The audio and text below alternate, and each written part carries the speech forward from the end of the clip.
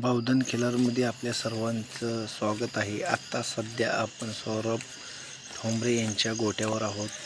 आता येण्याचं कारण असं सहज आलो होतो, बैल कसा त्यांना ठेवला आहे आणि काय बैल करतोय ते पाहणार आहोत। अतिशय छान पद्धतीने असा बैल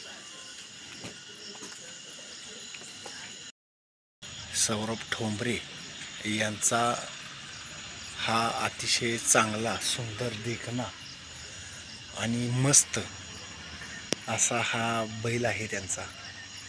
ह्या वर्षी बी बगाडामध्ये त्यानं अतिशय छान पद्धतीनं काम केलं आणि इरीवारी मारत नाही, काय नाही, कुणी बी सोडा, अतिशय गुणी आणि सुंदर असा हा अतिशय छान पद्धतीचा हा बडाव